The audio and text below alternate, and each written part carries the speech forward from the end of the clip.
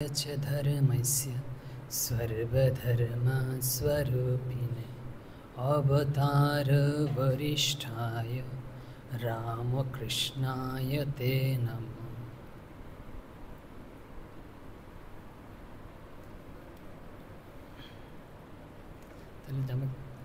যেরকম বলতে বলা হয়েছিল না, শ্রীরামকৃষ্ণ ও শিবের সাদৃশ্য। প্রথমে দেখবো আমরা শ্রীরামকৃষ্ণ এবং শিবের মধ্যে সাদৃশ্য। তারপরে বলেছেন এই শ্রাবণ মাসে বিশেষ করে তো শিবের মাস বলা হয়, শিব পূজা করে থাকে। আর সোমবারে এইবার কেন করা হয়, খুব করে শিবের বার বলা হয়, এসব আমরা একটু দেখি। তো শিবের কণ্ঠে বিষ, জানেন তো, সবাই জানেন, এই জন্য শিবকে নীলকণ্ঠ বলা হয়, বিষ ধারণ করেছিলেন পরে। আর অথচ শিবের এই যে মস্তকে হচ্ছে সোম, অমৃত, চন্দ্র। ঠিক অনুরূপভাবে শ্রীরামকৃষ্ণের ক্যান্সার, গলায়ও বিষ, মানে হচ্ছে ক্যান্সার। আর মুখে অমৃত, কথামৃত। শ্রীরামকৃষ্ণের যে কথাগুলো বলেছে, যা যেখানে লিপিবদ্ধ হয়েছে, তাকে আমরা পুস্তক বলি না, বই বলি না, আমরা বলি কথামৃত। তার কথাগুলোই হচ্ছে অমৃত স্বরূপ। আর এগুলো পান করলে আমরা অমর হব। তারপরে শিব কি মাখেন? গায়ে হচ্ছে এই যে অপবিত্র চিতার ভস্যগুলো মাখেন। আর জটায়, কিন্তু জটায় হচ্ছে পুণ্যতোয়া গঙ্গা, গঙ্গা যা পবিত্র করে। শ্রীরামকৃষ্ণ অনুরূপ। শ্রীরামকৃষ্ণ যখন জন্মেছিলেন না, ভস্য মেখেছিলেন। জন্মের সাথে সাথে ওই জানেন ঘটনা, আমরা বিস্তারিত বলবো না, ওই যে ঢেকিশালে যে উনুন ছিল, ওখান থেকে একদম ভস্য আচ্ছাদিত হয়ে শিব হয়ে বসেছিলেন। আর মা দেখেছেন, শ্রী শ্রী মা, শ্রীরামকৃষ্ণের পা থেকেই গঙ্গা।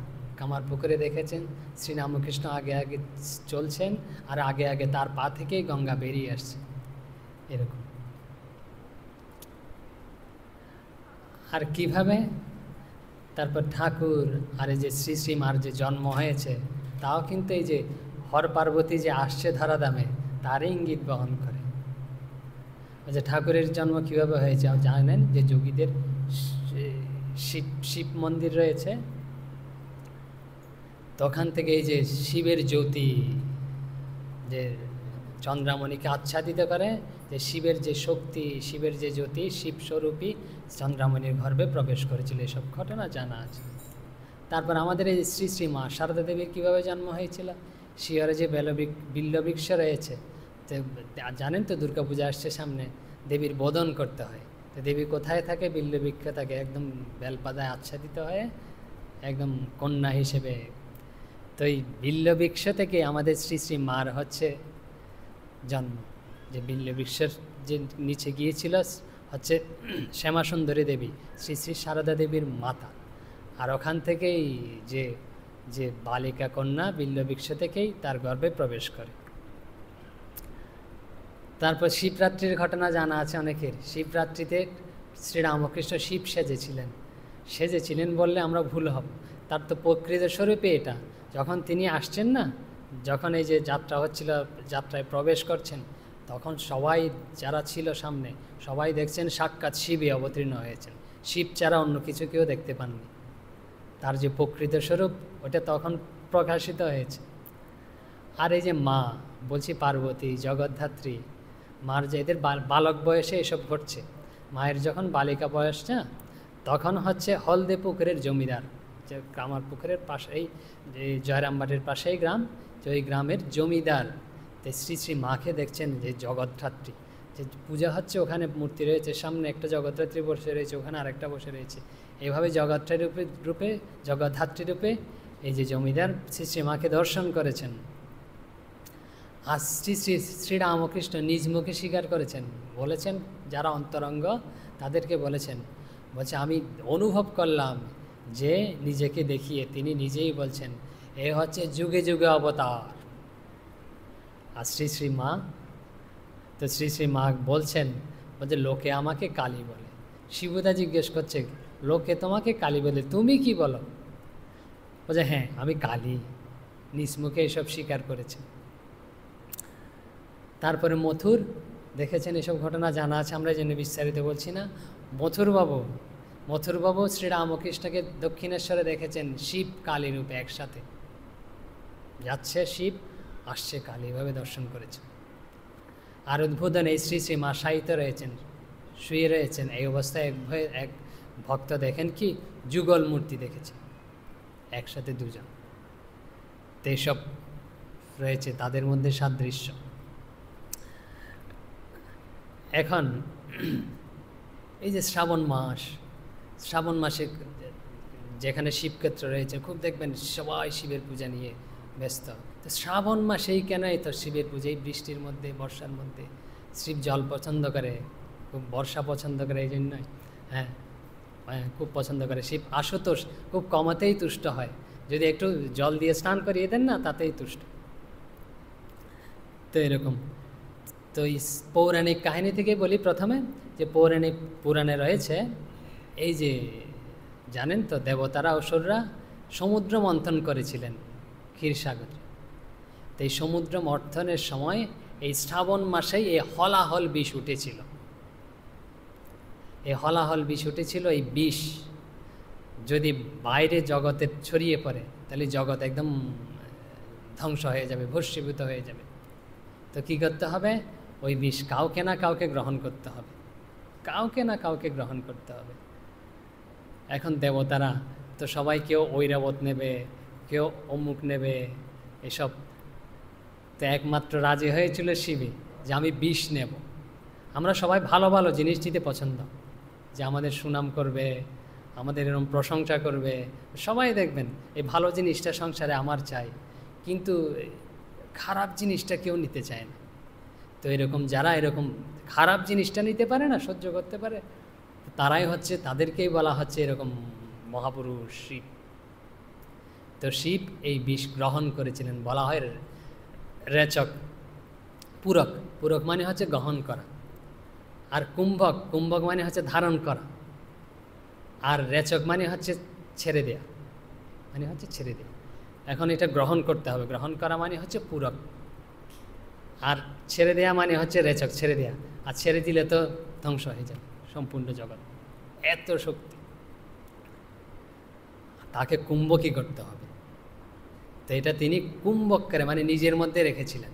তো নিজের মধ্যে রেখে এত জ্বালা অনুভব করেছিলেন, সে তার জ্বালা কোনো কেউ করতে পারছে না। পার্বতী করেছে, আর হচ্ছে দেবতারা তো একটু জল ঢালছিল, সব দেবতা মিলে এই শ্রাবণ মাসে সব দেবতা মিলে এই শিবের কষ্ট নিবারণ করার জন্যই, যে জগতের জন্য তিনি সব কষ্ট একসাথেই গ্রাস করে নিয়েছেন, সেই কষ্ট বন্ধ করার জন্যই সবাই জল ঢালছে।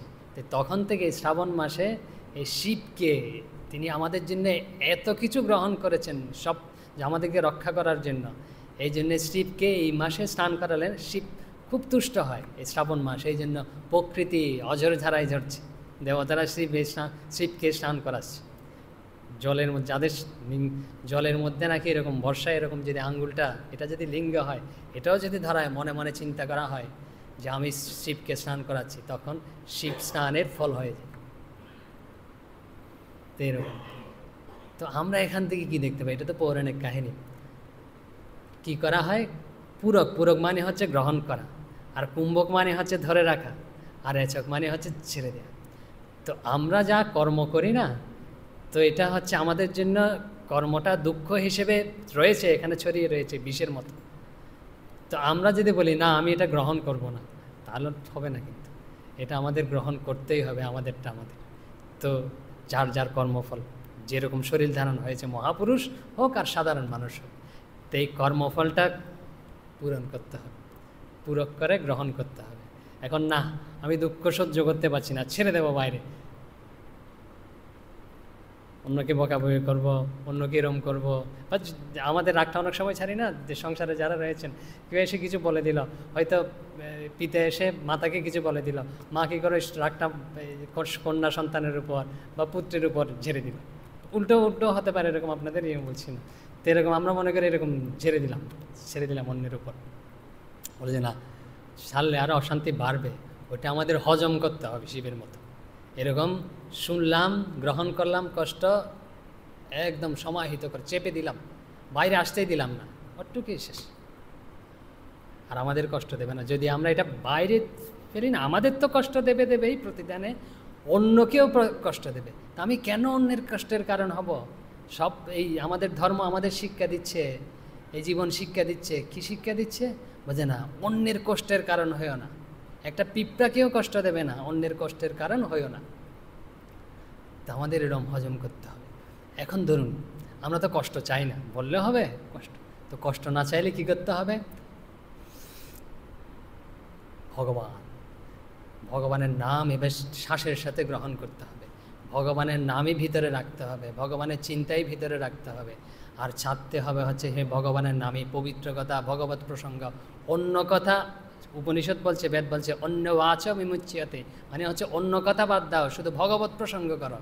আমরা যদি সংসারকে সুখী করতে চাই, নিজেদেরকে সুখী করতে চাই, তাহলে প্রতি শ্বাসের সাথে সাথে, প্রতি নিঃশ্বাসের সাথে সাথে ভগবানের নাম গ্রহণ করতে হবে। যার যেরকম ইষ্ট, যার যেরকম ইষ্ট, রামকৃষ্ণ রামকৃষ্ণ রামকৃষ্ণ, ভগবানের কথাই বলতে হবে, তখনই সুখ। নাহলে আমি নিজে তো কষ্ট পাবো, অন্যকেও কষ্টের কারণ হব। তাই ভগবানের নামে আমাদের এই অমৃত স্বরূপ গ্রহণ করে, কুম্ভক করে এবং রেচক করতে হবে। তো বলছিলাম যে এই সমুদ্র মন্থন হয়েছে, তো সমুদ্র মন্থনের প্রকৃত তাৎপর্য থেকে আমরা দেখি কি সমুদ্র মন্থনের ঘটনা পুরাণে রয়েছে, বিভিন্ন পুরাণে রয়েছে, বিষ্ণু পুরাণে রয়েছে, ভাগবত পুরাণে রয়েছে, তো উল্লেখ রয়েছে বিভিন্ন। যে কী হয়েছিল, প্রথমে একটু কাহিনীটা বলি, যে কাহিনী সবার খুব পছন্দ। কাহিনীটা কী জন্য উপস্থাপন করা হয়েছে? যে ক্ষীর সমুদ্র মানে হচ্ছে দুধের সমুদ্র। তো দুধের সমুদ্রে যে সমুদ্র মন্থন করতে হবে। কেন সমুদ্র মন্থন হবে? যে সমুদ্র মন্থন হবে হচ্ছে ওখান থেকে অমৃত বের করতে হবে, খুব প্রয়োজন দেবতাদের। তার লক্ষ্মী অলক্ষ্মী হয়ে গেছে স্বর্গলোক, তো স্বর্গলোককে লক্ষ্মী করতে হবে, এসব সব মূল্যবান জিনিস বের করতে হবে। তো এই জন্য সবাই ঠিক করেছে সমুদ্র মন্থন করে এসব বের করবে। সমুদ্র কারা কারা মন্থন করবে? যে সমুদ্র কি দিয়ে মন্থন হবে? সমুদ্র মন্থন হবে হচ্ছে একদম মন্দার পর্বত, বিরাট পর্বত। সমুদ্রকে এরকম লাঠি দিয়ে মন্থন করা যায়? বিরাট পর্বত প্রয়োজন। বিরাট পর্বত দিয়ে এই সমুদ্রের মাঝখানে এরকম দিতে হবে, দিয়ে এটাকে এরকম ঘুরাতে হবে। আর এটা কি পর্বত কি দড়ি দিয়ে ঘুরানো যায়? কী লাগবে? জগতের সবচেয়ে বিশাল জিনিস লাগবে। কি বলছে? নাগরাজ বাসুকিকে লাগবে। আর এটা কোথায় রয়েছে নাগরাজ? বলছে শিবের কণ্ঠে রয়েছে। দেখুন ওখানেও দিচ্ছে শিব। তো শিব তার যে বাসুকিকে দিয়ে দিয়েছে, বলে যে সমুদ্র মন্থন করতে যাও। তারপরে কি, এখন যে এত বড় পর্বত রাখবে, ওতে তো ডুবে যাবে, থাকবে না। তো এটা কার উপর? বলছে বিষ্ণু বলছে না, আমি এটাকে ধারণ করব। যে বিষ্ণু কুর্ম অবতার ধারণ করেছে, দ্বিতীয় অবতার, মৎস্য হচ্ছে প্রথম অবতার, তারপর কুর্ম অবতার ধারণ করে, তারপরে তার পিঠের উপর চলছে এরকম। কারা মন্থন করছে? বলছে দেবতা এবং অসুর দুজনে মন্থন করছে। এরকম মন্থন করতে করতে কী বেরোচ্ছে? প্রথমে বেরোচ্ছে বিষ বেরিয়েছে, তারপর একটার পর একটা বেরোচ্ছে। বিষ তো বললাম একটি শিব গ্রহণ করেছে, তারপর একটার পর একটা বেরোচ্ছে। কি বলছে? কামধেনু, তারপরে পারিজাত বৃক্ষ, এগুলো সব মূল্যবান জিনিস। লক্ষ্মী, যেটা সুখ সংসারে দরকার, শ্রী লক্ষ্মী বেরিয়েছে। ঐরাবত, আর এগুলো বেরোচ্ছে এক একজন এক একটা নিয়ে নিচ্ছে। বলছে ঐরাবতকে নিয়েছে ইন্দ্র, লক্ষ্মীকে বিষ্ণু গ্রহণ করেছে, পারিজাত পূর্ব এই স্বর্গে স্থাপন করা হয়েছে, কামধেনু ঋষিদের দেয়া হয়েছে। তারপর যে উচ্চশ্রবা, 7টা উচ্চশ্রবা হচ্ছে অশ্ব, ঘোড়া বেরিয়েছে। তো এইসব অসুররা নিয়েছে এবং ভাগবটোয়ার করে নিচ্ছে। তারপরে চন্দ্র, শঙ্খ, গদা, কৌস্তবমণি, যে শ্রীকৃষ্ণের জন্ম আসছে, কৌস্তবমণি মহামূল্যবান, এই উঠেছিল ওখান থেকে। আর এটা ভগবান বিষ্ণু গ্রহণ করেছে। তো দেখবেন শ্রীকৃষ্ণের গলায় যে মণি রয়েছে মহামূল্যবান, ওই যে ওখানেই উঠেছিল এই মণি।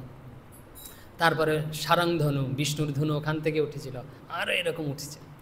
তো এইসব একটার পর একটা। তারপরে সর্বশেষে অমৃত উঠেছে। ধন্বন্তরী হচ্ছে বলা হয়, মা বলেছেন ধন্বন্তরীতে ব্যবহৃত। ধন্বন্তরী হচ্ছে স্বর্গের হচ্ছে কবিরাজ। তো তিনি যাকে চিকিৎসা করে তিনি সেরে যান। এই জন্য কেউ যদি খুব ভালো চিকিৎসক হয় তাকে বলা হয় ধন্বন্তরী চিকিৎসক, তো বৌদ্ধ। তো এই ধন্বন্তরী স্বর্গের কবিরাজ এরকম অমৃত নিয়ে উঠেছে। তারপর অমৃত কীভাবে ভাগ বাটোয়ারা হয়েছে সবাই জানেন। তো পেয়েছে, দেবতারা পেয়েছে, এইসব রয়েছে। এখন আমরা এখান থেকে কী শিখছি? শ্রীরামকৃষ্ণের ভাব দিয়ে দেখতে হবে, তখন এই কাহিনীর মধ্যে দিয়ে আমাদের কি বোঝানো হচ্ছে আমরা বুঝে নেব।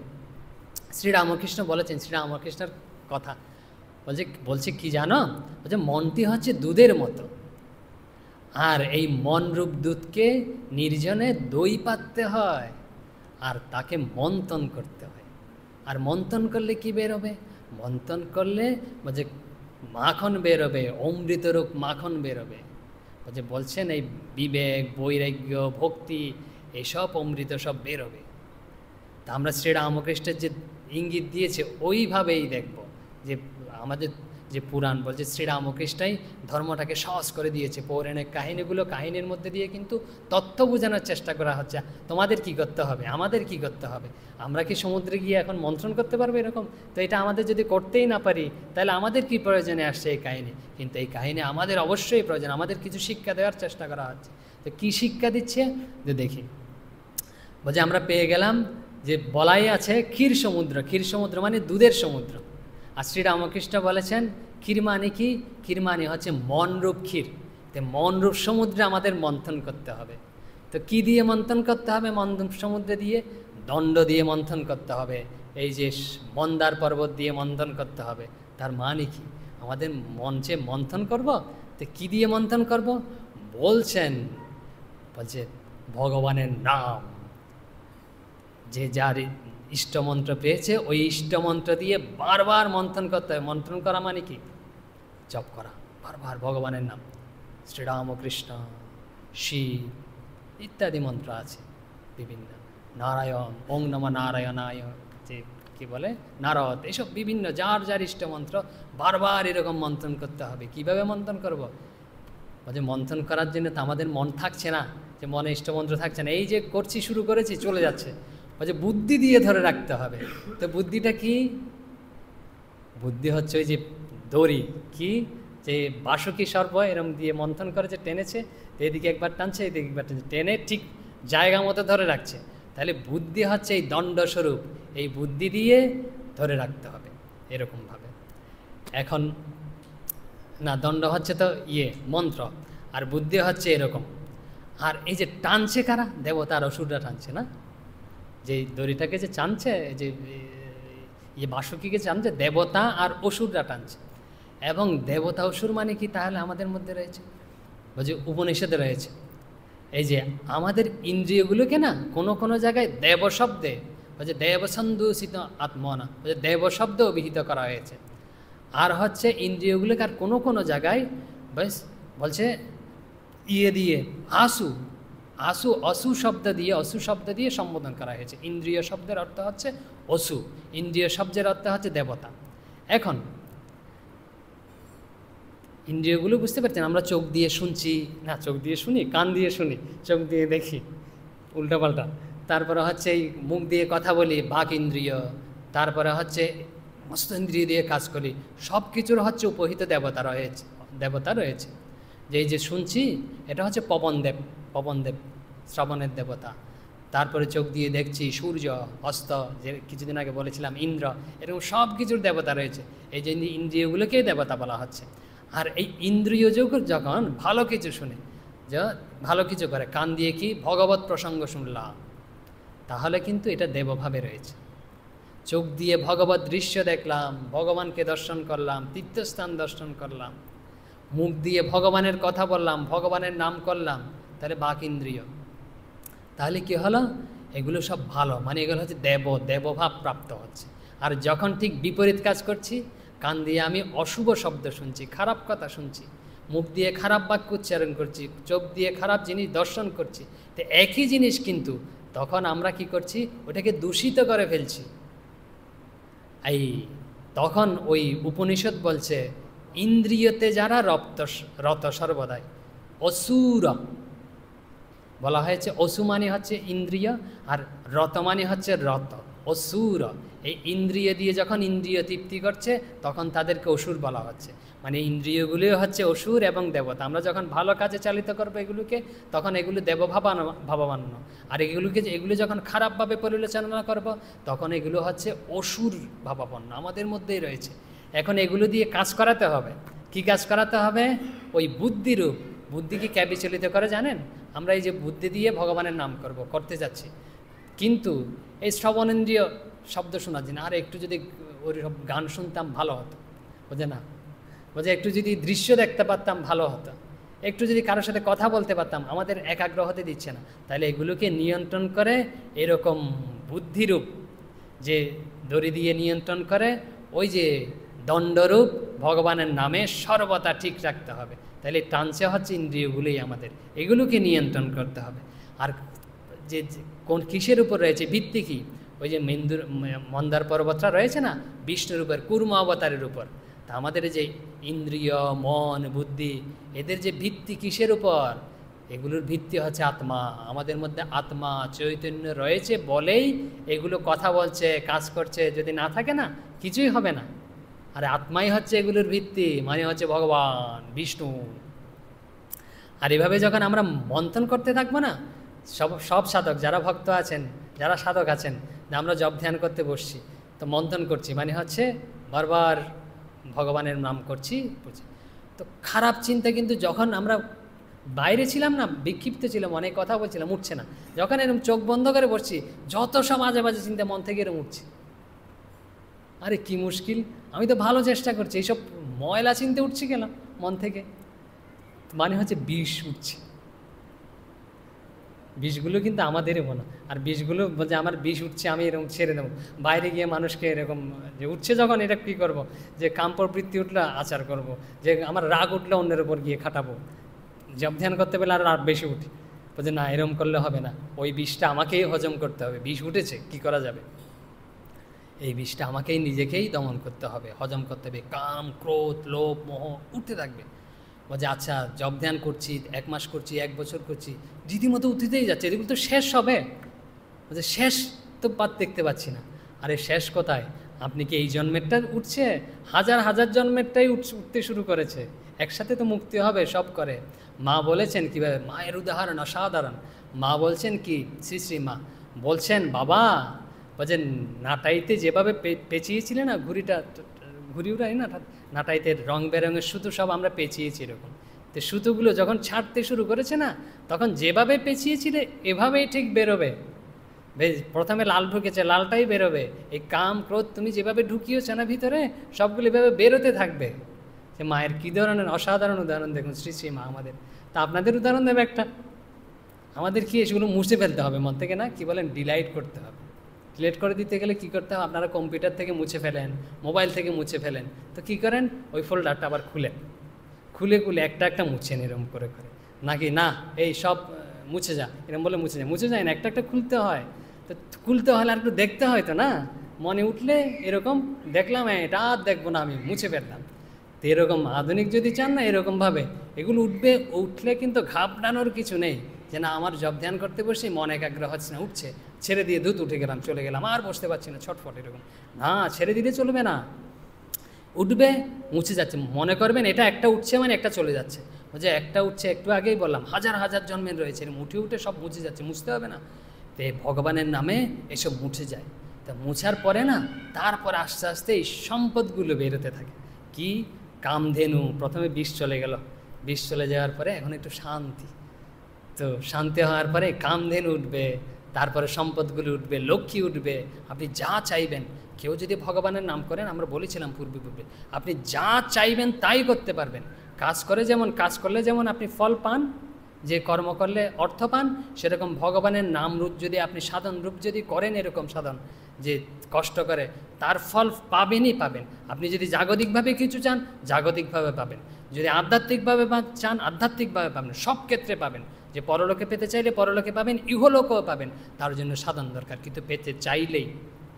তো প্রথমে কি উঠবে? যে লক্ষ্মী উঠবে, তারপরে ঐরাবত, এই সম্পদগুলো উঠতে থাকবে, কৌস্তুভমণি, তারপরে কি গদা, শঙ্খ, এগুলো হচ্ছে সম্পদ উঠতে থাকবে। মানে হচ্ছে বিভিন্ন ধরনের সিদ্ধাই আমাকে প্রলোভিত করবে, উঠবে মন থেকে এরকম। তো উঠলে কি করতে হবে জানেন? আমি এগুলো চাই না, এগুলো ভগবানকে নিবেদন। যেমন কৌস্তুভমণি সব ভগবানকে দিয়ে দেওয়া হয়েছে। লক্ষ্মী, ঐশ্বর্য আমি চাই না, ভগবানকে দিয়ে দিলাম। ঐরাবত, যাও ইন্দ্র তুমি নিয়ে যাও, তো এরকম সব দিয়ে দিতে হবে। তারপরে কি উঠবে? তারপরে সর্বশেষে অমৃত উঠবে, যেটা আমরা চাই, অমর হয়ে যাব যেটা খেলে। সেটাই শেষে উঠবে। অমৃতস্য পুত্রা আমাদের সম্বোধন করেছে বেদ উপনিষদ। আজ ধামানি দিব্যানি তস্তু, বলছে আমরা হলাম অমৃতের সন্তান, আমাদের মধ্যে অমৃতই তো রয়েছে, কিন্তু আমরা কেন গরল বের করব? গরলটা আমি বের করব না, হজম করে ফেলবো, অমৃতটাই উপভোগ করব, অন্যকে দেব। এই হচ্ছে বলেছিলাম যে সমুদ্র মন্থনের প্রকৃত তাৎপর্য হচ্ছে এই ভগবানের নাম রূপ দণ্ড দিয়ে মনরূপ সমুদ্রে, ক্ষীর সমুদ্র মনরূপ সমুদ্রে, তারপরে বুদ্ধিরূপ দড়ি দিয়ে টেনে ইন্দ্রিয়রূপ দেবগণকে নিয়ন্ত্রিত করে, তারপরে কি এই আত্মারূপ ওখানেই অধিষ্ঠিত হয়ে এই যে প্রথমে যে উঠবে এগুলো হজম করে ফেলতে হবে, কষ্ট করতে হবে। সাধনের প্রথমে কষ্ট, সাধকদের ভক্তদের প্রথমেই কষ্ট সহ্য করতে হবে, তারপরে সম্পদ বেরোবে। সম্পদের মধ্যে থেমে থাকলে চলবে না, কারণ আমরা অমৃতের পুত্র, অমৃত চাই। এই হচ্ছে সমুদ্র মন্থন, এই উঠেছিল আর শিব এই বিষটা পান করে রেখেছে, আর অমৃততা সবার মধ্যে বাটোয়ারা করে দিয়েছে। আমরাও কেন, আমরা শিবের ভক্ত হলে আমরা শিবের মতো হব, যার ভক্ত মানি তার মতো হতে হবে। আমরা যদি শিবের ভক্ত হতে চাই তাহলে শিবের মতো হতে হবে। আমরা এরকম বাইরে বিষ ছড়াবো না, বিষ আমরা নিজেরা হজম করব, আর অমৃতটা অন্যকে বিলি করব। তারপরে কি যে সোমবারে কেন শিব পূজা করা হয়? যে এতবার থাকতে সোমবারে কেনই করবো, আমি শুক্রবারে করবো, অন্যবারে করবো। তো প্রচলে এই সোম, শুক্র, বুধ, বৃহস্পতি, রবি, এগুলো সব কিন্তু এই গ্রহ, বুঝতে পেরেছেন? এই গ্রহদের নাম অনুসারেই প্রাচীনকাল থেকেই একদম যেটা বলে তখন হচ্ছে জ্যোতিষ বিজ্ঞান অনুযায়ী সব তৈরি করা হয়েছে। যে আন্দাজে যে সোমবার রেখে দিল নাম, এরকম নয়। সপ্তাহের প্রথমবার ছিল, ওই এখনও কোনো দেশে প্রচলিত আছে যে সোমবার। তো সপ্তাহের যেটা প্রথম ওইটা হচ্ছে ওইবারে শিবের পূজা, এটা হচ্ছে গৌণ, মুখ্য যেটা প্রধান ওটা বলছি। যে কি সোম মানে কি? সোম মানে হচ্ছে চন্দ্রের আরেক নাম হচ্ছে সোম, জানেন তো চন্দ্র। আর চন্দ্র কোথায় রয়েছে? শিবের মাথায়। তো কেন জানেন শিবের মাথায় কীভাবে উঠে গেল চন্দ্র হঠাৎ করে? এই চন্দ্রদেবকে, এই সোমকে অভিশাপ দিয়েছিল প্রজাপতি দক্ষ, অভিশাপ দিয়েছে। কি অভিশাপ দিয়েছে? বলছে তুমি ক্ষয়ে প্রাপ্ত হবে, ক্ষয়ে ক্ষয়ে একদম নিঃশেষ হয়ে যাবে। তো প্রজাপতি দক্ষ অভিশাপ দিয়েছে, এই অভিশাপ তো ফলবেই। কেউ জগতের কেউ পারবে না তাকে রোধ করতে, যে চন্দ্র ক্ষয়ে যাচ্ছে এরকম। তো ক্ষয়ে ক্ষয়ে একদম নিঃশেষ হয়ে যায়, মৃত্যু অবধারিত। তো ক্ষয়ে যেতে যেতে না একদম যখন একটু করে অবশিষ্ট রয়েছে এরকম, তখন তিনি ভগবানের শরণাপন্ন হয়েছে। বলছে ভগবান হে শিব আমাকে রক্ষা করুন, একমাত্র আপনিই পারেন যে আমাকে এরকম পরিত্রাণ করতে। বলছে দক্ষে যে অভিশাপ দিয়েছে এই অভিশাপ তো ফলবে, তুমি তো এই অভিশাপ হচ্ছে মহান লোকদের অভিশাপ, অবশ্যই ফলবে। কিন্তু একটা এই কাজ করতে পারি, প্রতিপদ থেকে শুরু হয়, জানেন তো পূর্ণিমার প্রতিপদ থেকে একটু একটু ক্ষয়প্রাপ্ত হতে শুরু হয়। তো ক্ষয়প্রাপ্ত হতে হতে যখন তুমি মাত্র কলা মাত্র অবশিষ্ট থাকবে তখন তোমার আর ক্ষয় হবে না, আবার তুমি পরবর্তীতে বৃদ্ধি পেতে শুরু করবে। তখন ওইটা আমি ধারণ করে রাখবো, আমি ধারণ করব বলেই তো ওইটা আর ওখানটাই থেকে যাবে, আর ক্ষয় হবে না। এরপর থেকে তুমি বৃদ্ধিপ্রাপ্ত হতে থাকবে। দেখুন ভগবানের শরণ নিলে কী হয়, যে যত বড় অপরাধী করুক না কেন, যে ভগবানের যে যত বড় অভিশাপী দেখ না কেন, যদি আমরা ভগবানের শরণ নিই না, আমাদের কেউই ক্ষয় করতে পারবে না। তো এই বিশ্বাস তো আমাদের নেই, আমরা অন্য শরণাপন্ন হই, এর শরণাপন্ন হই। আরে ভগবান থাকতে আমাদের কাছে, আমাদের অন্তরাত্মা, এর শরণাপন্ন কেন হই না আমি বুঝতে পারছি না। যে আমরা ভগবানের শরণ নেই না কেন, তিনি আমাদের সব কিছু থেকে রক্ষা করবেন। যেমন আমরা পূর্বেও বলেছি, মা বলেছেন শ্রী মা বলে যে ঠাকুরের শরণ নেয়, শ্রীরামকৃষ্ণের আশ্রয়ে যে শরণ নেয়, বলে তার ব্রহ্মসাপেও কিছু করতে পারে না। যে রামকে বিভীষণ রামের শরণে গেছে, তো অন্যরা বলছে আরে এই তো শত্রুর ভাই, আপনি কেন একে নেবেন, এসে ভিতরে এসে কী করে তার ঠিক আছে? বলছে না, বলছে যে আমার শরণ নিয়েছে না, শরণাগতকে আমি অবশ্যই শরণ দেব, আশ্রয় দেব, এদিক ওদিক হবে না। ও শত্রু হলেও আমরা যদি ভগবানের শত্রু হই, ভগবানের সাথে বিভিন্ন অপরাধ করে থাকি, একবার মাত্র যদি হে প্রভু আমি তোমার শরণাগত, এটা মন প্রাণ থেকে উল্লেখ করি, তিনি আমাদের সব কিছু থেকে পরিত্রাণ করবেন, এমনকি ভগবান মস্তকে ধারণ করে রাখবেন। এই দেখুন চন্দ্রদেবকে যেহেতু ভগবানের শরণ নিয়েছে, এই ভগবান শিব মাথায় করে রেখেছে এবং বলে দিয়েছে তোমার কেউই কিছু করতে পারবে না। এবং ওই সোম, এই জন্যই তোমার নামে যে বার, তোমার গ্রহ থেকে যে বার নির্দিষ্ট হয়েছে, সেই বারেই আমাকে যদি পূজা করা হয় আমি খুব তুষ্ট হব। এই জন্য সোমবার হচ্ছে শিবের বার, এই সোমবারেই শিব পূজা করলে শিব তুষ্ট হয়। এইসব রয়েছে, আরও পৌরাণিক কাহিনী সব রয়েছে, সব কাহিনী তো বলা সম্ভব নয়। যে সোমবার শিব পার্বতীর প্রথম মিলন হয়েছিল, আর বিবাহও নাকি সোমবারে হয়েছিল, এই জন্য সোমবার শিবের খুব প্রিয়। তো আমাদের তো মোটামুটি হয়ে গেল যে আমরা কি বলেছি প্রথমে। আমরা ভেবেছিলাম যে আচ্ছা আরে বলি, আর একটু বলতে পারবো না, যে শিবকে বলা হয় কি শ্মশানবাসী, শ্মশানে রয়েছে, যা আমাদের খুব জানা দরকার। বলছে শিব হচ্ছে শ্মশানে রয়েছে, শিব হচ্ছে সংহারের দেবতা, এই জন্য শিবকে অনেকে ভয় পায়। যে যেমন মেনকা দেখে ভয় পেয়েছিলেন, যে মনরূপ মেনকা, অন্য কাহিনী আছে, যখন এই শিবের বরযাত্রী আসছে না, একজন আসছে, যে প্রথমে আসছে ধরুন কুবের, তারপরে হচ্ছে এইসব রয়েছে গন্ধর্বরাজ, বিশ্ববসু প্রথমে আসছিল, এইসব দেখে মেনকা উপরে উঠেছে নারদকে নিয়ে, বলছে নারদ নারদ বরযাত্রী আসছে, চলো দেখি গিয়ে। বলছে কোথায় যেতে হবে? বলছে উপরে গেলেই ভালো দেখা যাবে। ছাদে উঠে ওই পর্বতরাজের ছাদে উঠে উপরে উঠে দর্শন করছে। কে আসছে? বলছে, জিজ্ঞেস করছে এই যে আমার মেয়ের জামাই আসছে। মেনকা বলছে, বলছে যে বিষ্ণু বলছে, নারদ বলছে না না, এ তো গন্ধর্বরাজ বিশ্ববসু। বলছে বিশ্ববসু এত এত সুন্দর দেখতে, আর এত সব তার আয়োজন, তাহলে আমার মেয়ের জামাই কিরম সুন্দর। বলছে আপনার মেয়ের জামাই এদের সবার প্রভু। বলছে তাহলে আমার মেয়ের জামাই তো আরও সুন্দর হবে। তারপরে আসছে আবার, বলছে কে আসছে? বলছে যক্ষরাজ কুবের। তো মেনকা দেখে বলছে ওই দেখো আমার মেয়ের জামাই আসছে। তখন তো বলছে যে আবার নারদ বলছে না না, এটা আপনার মেয়ের জামাই নয়। বলছে এটাকে? বলছে এটা কুবের। এটা তো এরা হচ্ছে কিঙ্কর, মানে হচ্ছে আপনার মেয়ের জামাইয়ের দাস। তাই নাকি? বলছে তাহলে পরে আবার আসছে, পরে আসছে এরকম, বলছে আবার আসছে খুব সুন্দর সব নিয়ে আসছে, বাহন মকর বাহন এরকম, মকরের উপরে এরকম করে করে আসছে, তার সাঙ্গ পাঙ্গ সব আসছে খুব সেজে গুজে।